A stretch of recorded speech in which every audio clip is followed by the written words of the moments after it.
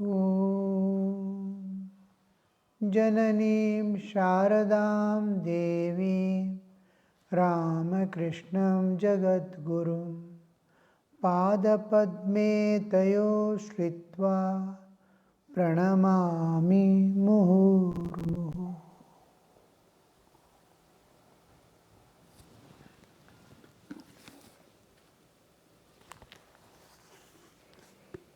The two paths, two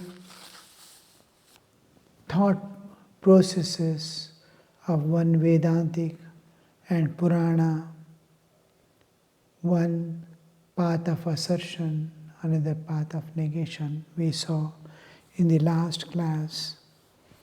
And whole thing is happening just because there is consciousness, Chaitanya, mind, senses, body, heart, all these things are functioning only because there is consciousness. All the vegetables, pulses, rise and all boil, jump about and say we are jumping because fire is behind. Remove the fire, all stop.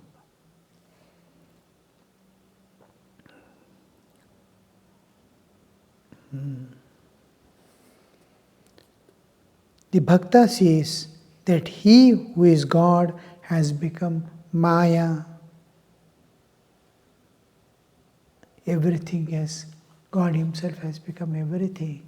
So the power that converts the reality to appear as world, that is Maya, is also belongs to the Lord, and it is Lord Himself. The Shakti and the Adhara, both are one and the same. Again, He Himself has become the universe and all its living beings. The whole universe and living beings, God alone has become. The Bhakta sees God, Maya, universe, and all beings as one. Some devotees see everything as Rama. It is Rama alone who has become everything. Some see everything as Radha and Krishna. To them, it is Krishna alone who has become the 24 cosmic principles. It is like seeing everything green through green glass. Whatever color glass we wear, that we see the world to be. So, here we see the two eternal entities, the Jiva and the Lord. The Jiva of the Jivatva, the Jivatva of the Jiva, and the consciousness Chaitanya, which is given a place for them to dwell in and manifest as Jiva and Jivatva, is God Himself. God and His manifestation. The human existence, slowly we will understand, because we are highly influenced by the Western understanding of Darwin theory. All beings originate from something like a monocellular or some organism like the amoeba, and it grows into various stages of evolution, passing through various, finally the man emerges. But this theory is all right to the bodily level of developments if it is true. But when we see human existence, it is entirely different and independent from all other species. As if God Himself has done in His own image the human. All others are like taking out various forms from a machine. But human is entirely different. We can never compare human existence with any of the species in this world, including chimpanzees and all that. He can never replace. And suppose we think of a missing link between the chimpanzees and humans, or monkeys and humans, and suppose we allow the monkeys to be there in this universe, in this world, millions of years, I don't think the monkey will ever become a man. Man may become a monkey, but monkey, no chances of becoming man. Even if we can keep millions of years, monkey will remain a monkey. Man will remain a man. Man evolves further to others, that is, to divine absolute. But none of the species can reach these two eternal relationships, the man and the divine. Divine is pervading all objects and making it function. But here, divinity, manifestation of divinity in human is entirely different. This human is divine and divine is human. We can clearly see that. Just stay between human and divine. There is a thin screen. But between any other species and human, they cannot be kept in the same scale at all. No comparison is possible. Here in human, you see, in spite of all his limitations, all his imperfections, all his shortcomings, you can see the divinity fully manifest in human. Divine and human as if they are ever related, and it can manifest divinity. Man can become a god on the earth any time, and God can become man any time on the earth. This functional aspect, God taking human form and man raising to divine aspect. One is essence, one is the container. Human body is only container of this one. From this emerges the important Hindu concept of Naranarayana, the perfected human and humanized divine. So this is an important thing we must understand. The Darwinism has somehow entered the human minds. Now it is trying to leave and go ahead because none of the species can make artificial intelligence. Now artificial intelligence will find out if it can, what is the difference. So by no means we can convert any species into human, but human can be converted to divine. Divine can manifest as human.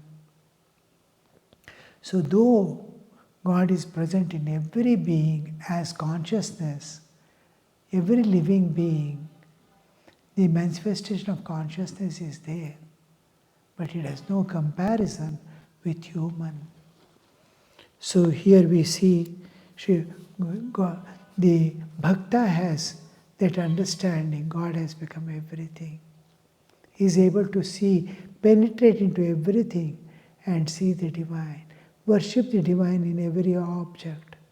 This is the supreme and ultimate reality and the understanding that human can get. Everything is divine. Everything is divine.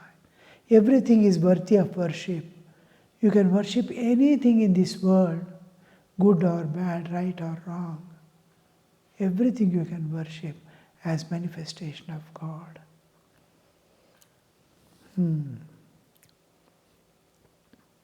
Some devotees see Rama. Rama alone has become everything. Some see Radha and Krishna. For them, the Krishna alone has become everything, the 24 cosmic principles. It is like seeing everything green through a green glass. Whatever we wear, color of the glass, that is the world that we see. But the Bhakti scriptures admit that the manifestations of power are different in different beings. Same two humans. One can lift 200 kilos, another cannot lift 20 kilos. So the difference in power and strength and manifestation, one can understand a thing at a glance, another studying day and night cannot understand the same thing. There is difference in capacity, different in strength. Rama, who has become everything, no doubt, but he manifests himself more in some than other. There is one kind of manifestation of Rama in the incarnation of God and another in men. When God incarnates in human, takes human form, he is also a human, an ordinary man who has realized God and being one with God. He is also man, but there is difference.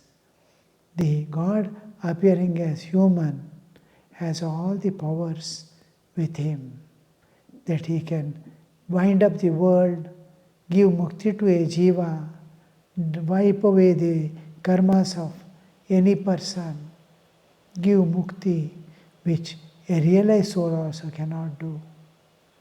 But in essence, they are same, they have realized.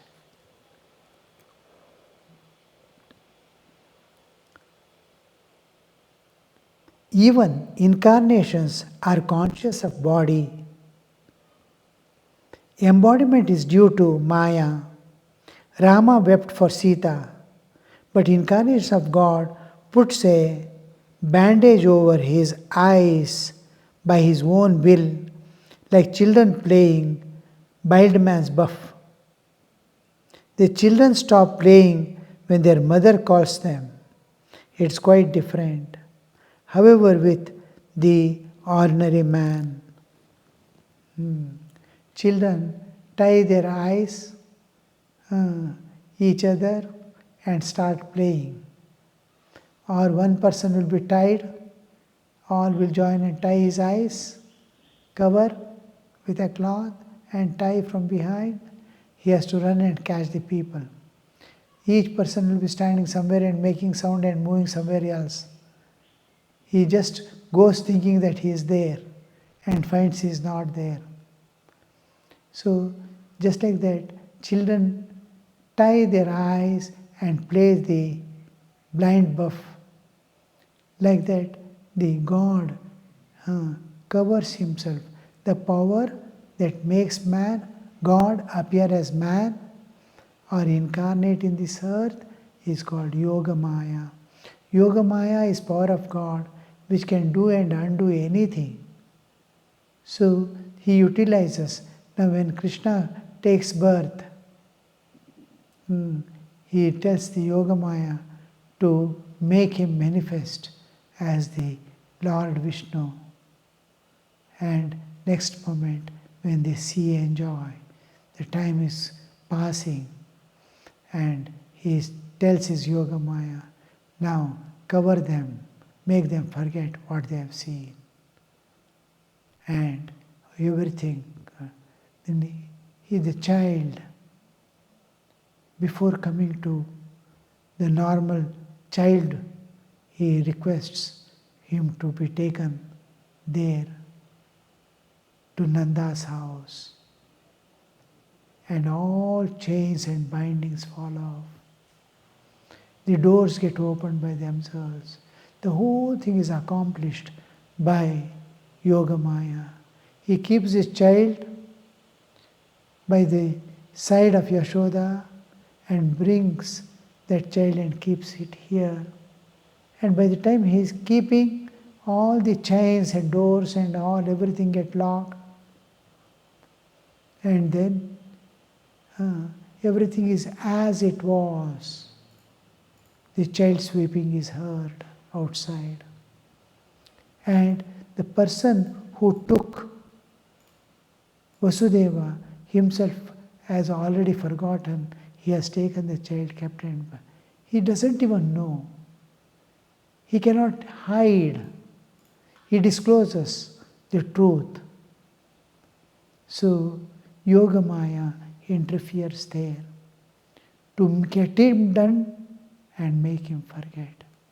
Just like we have all forgotten our divinity. We are divine. We consider ourselves as human beings or identifying with this body in the waking state. Regard ourselves as humans. Same way, the Maya covers the veil of everyone, including the incarnation. When the incarnation comes down, he prays to Yoga Maya, till I finish my task, till things go on. Don't reveal myself. Don't make me feel myself as the Lord of the universe. Let me be one among all men, going to school, studying, all this play going on, the love of mother, the parents, others at home, the village flow, all this will go on as it was for all other beings.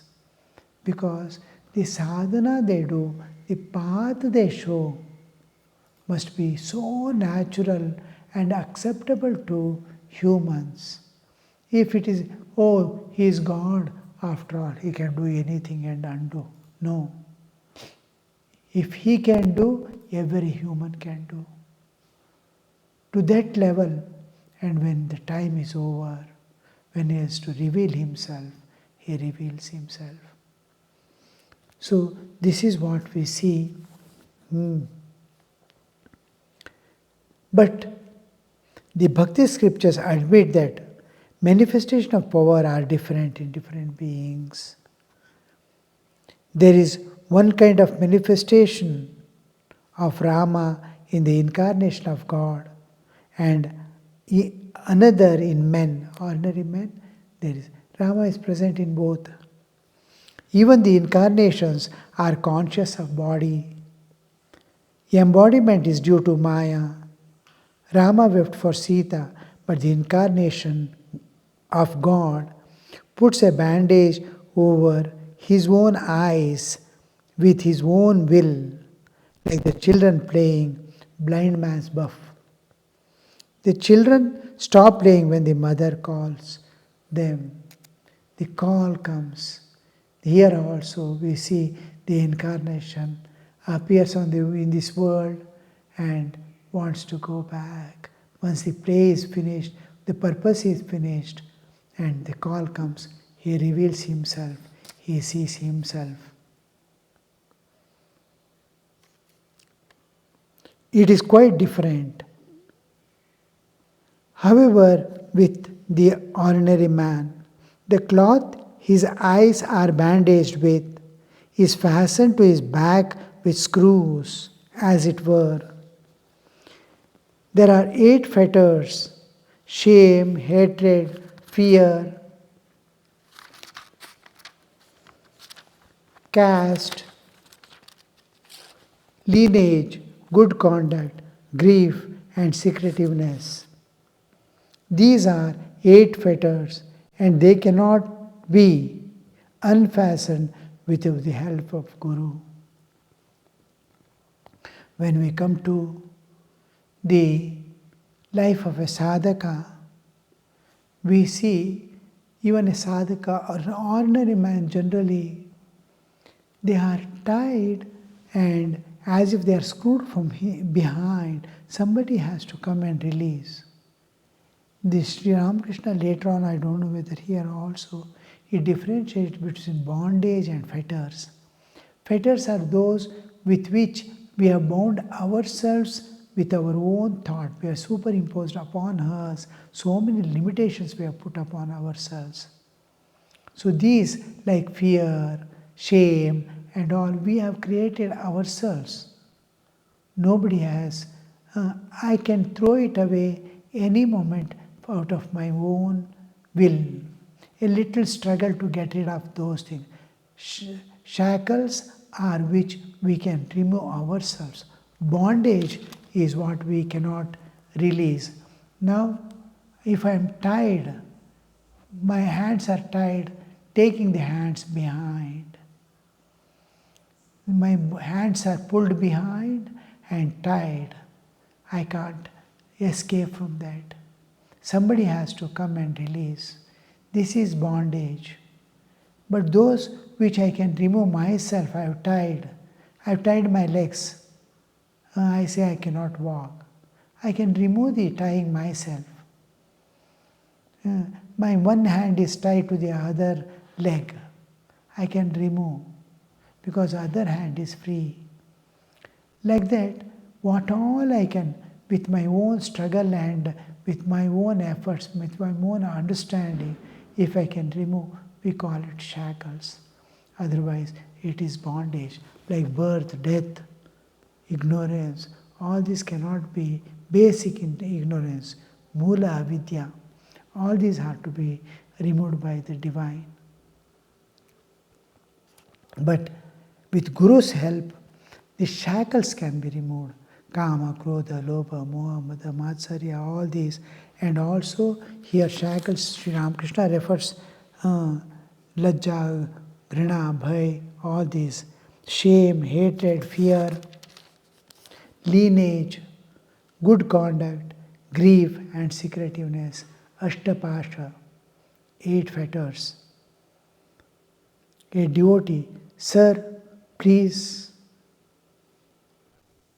bless us. A devotee is telling, please bless us. That is a prayer to remove. Because though they are shackles, we need some technique by which we can get rid of this. These techniques are unknown to us. They are very difficult to. Now, even in ordinary places we see something tied or something.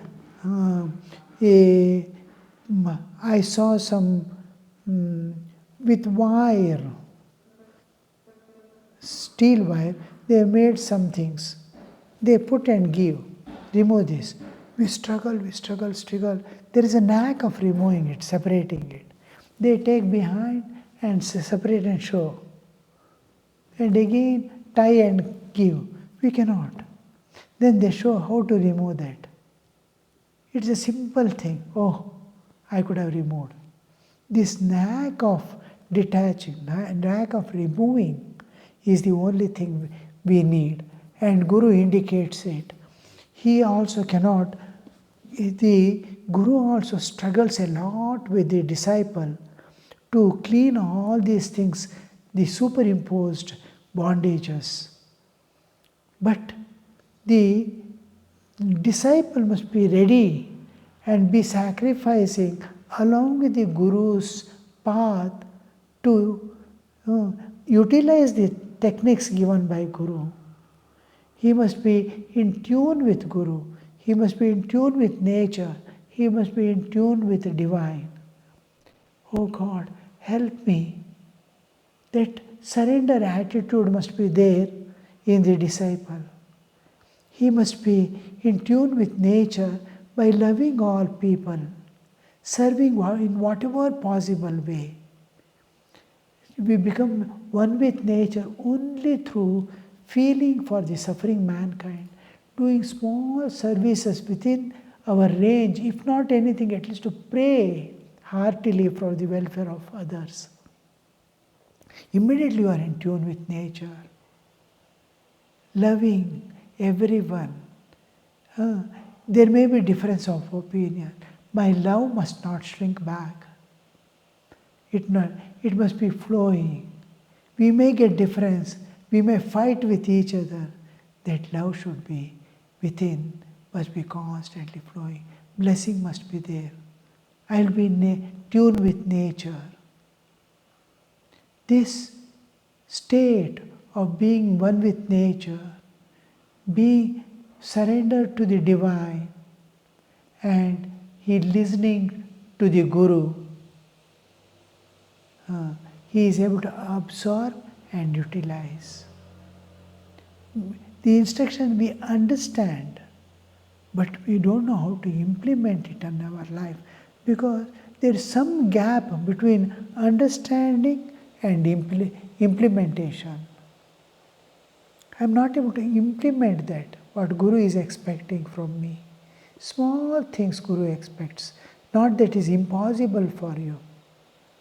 But we must be prepared to do. And to do that preparation, I need nature's help. I must be in tune with nature. Otherwise, there is something that is called kilaka. There is a lock. When I am in tune with nature, it opens up. There are some locks. If you have even the password like or the things, the moment you touch, it opens up. There are sensors, immediately, like that. When you touch, it opens up. If I touch, nothing opens up. That, when we went to West, every house, it needs somebody, some of the family people to come and touch the door. Immediately it opens up. So this secret, why? Because what they have, they give us a key. You need not open the key, just touch that key, it opens up. Anywhere, within their house, any door can be opened with that key. Just touch that key, it opens up. Now, the other's key, if I touch, it will not open. Because they are in tune with each other. So when I'm in tune with nature, it opens up. When I'm not in tune with nature, I am separate from all other things, all other beings, then it will not work. Gurus advise us, I cannot implement, I don't know how to implement. I understand, but cannot be implemented. Om Shanti Shanti Shanti Harihi Om Tat Sat Shri Ramakrishna Arpanamastu.